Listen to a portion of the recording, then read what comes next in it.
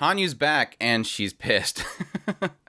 Yeah, it's got done with the 12th episode of Higurashi When They Cry Sotsu, and this is my impressions on the episode. Now, while I can get into complaining about this being a lot of recap in this particular episode, I do have to acknowledge the idea that this is technically the point for the new viewers to get the story behind Hanyu.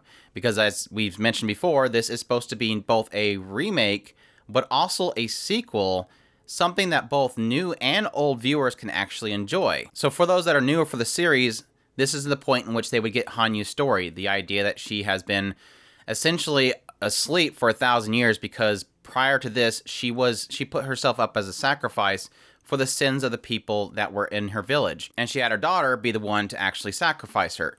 Now, the interesting thing here is I do want to note that they put a lot of emphasis on the daughter this time around. And that goes back to my theory that I believe that Iue is going to be Hanyu's daughter.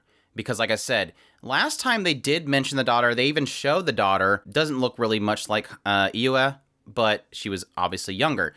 But in this particular case, when they did this retelling, Hanyu keeps mentioning the idea that she put this burden upon her daughter. She had her daughter do this really terrible act. And I think what this is doing is it's putting a heavy emphasis on the daughter so that, again, maybe later on we will end up finding out that Iwa is actually her daughter. But yes, again, it goes into the whole aspect that after 1,000 years, there was this prophecy that eventually after 8 generations of a firstborn being a daughter of this particular family, the Hanyu would eventually be awakened and that she would be with Rika.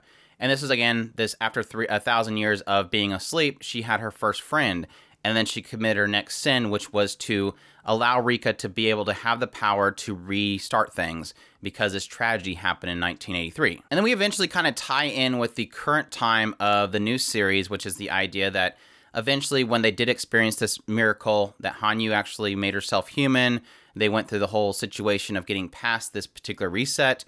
Eventually, Hanyu left Rika, seeing that she actually got past this tragedy, and decided to leave. But following this, we kind of get a catch up to what the current time is, which again, Hanyu pretty much sacrifices herself in order to grant Rika the power to be able to remember up to the point of her death, so she knows exactly who kills her. But of course, this means that Hanyu has to leave Rika, and that's obviously devastating to her. But not only that, but we do get a clear idea here that Sadako knows about what Hanyu told her, that she will remember how she died, which will obviously change what Sadako has to do, but also that she hears Hanyu tell Rika about the sword that will kill a looper. And this is where I got a little bit annoyed because they actually showed Sadako when Rika went to go hide and seek and eventually went to get the sword. Sadako actually went there before her and took the actual full sword out of the statue. That's why Rika only found a fragment. And I kind of found this funny because I'm like, wait, didn't Rika go straight there? But then I actually had to go back to the episode. And yes, it did show Rika technically running around. Night came.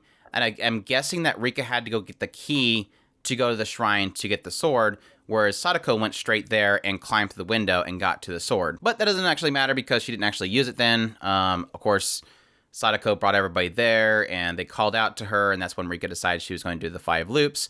Which, yes, we get to pretty much see every single one of those loops again. Granted, not all of it, which is kind of nice, but we did get to see like a brief moment of Sadako confronting Akasaka, and we're just assuming that she somehow did the same thing she did to Mion and just kind of injected her while she was standing there or something. I don't know. And again, I'm getting a little bit annoyed here because we pretty much just seen all these clips again, but at least we got a brief clip of Sadako basically doing gung fu against Akane, the mother of Mion.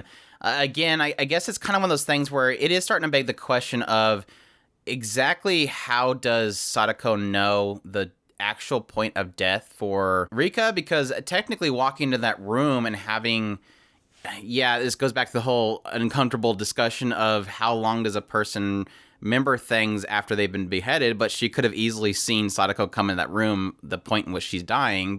And man, she was very risky in being in the room at the restaurant while Keiichi was going crazy, because what happens whenever somebody gets beaten down with a bat in Higurashi?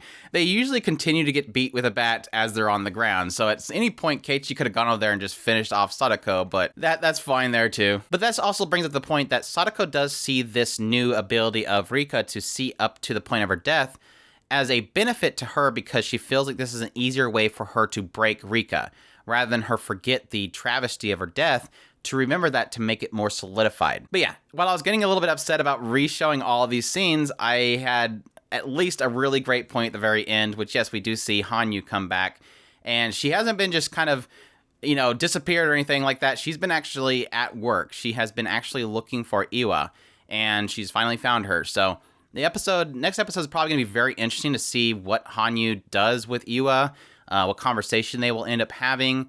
Obviously, following this is going to be the raking scene, which I, again, have the last 2 episodes have been expecting the raking scene to come back, but it hasn't. So we'll see, hopefully in the next episode, that particular scene. Obviously, we also have the scene where Sadako does push on Rika the idea that this is a curse, and the scene that they have at the shrine where she pushes on her that what she's experiencing obviously is a curse, which was again followed by the raking scene, which was again followed by the point in which she discovers that Sadako is the looper at the classroom. So again, despite a couple of replaying of scenes, obviously still, we got a lot out of this episode. Like I said, really hitting on heavy on the idea of Hanyu's daughter, sacrificing her, the idea that Yua might be the daughter, the fact that Hanyu has now confronted Yua, as well as again getting Sadako seeing that this conversation between her and Hanyu, granting her the ability to see her death, and not only that, but the sword that will cause a looper to die. Which is interesting because I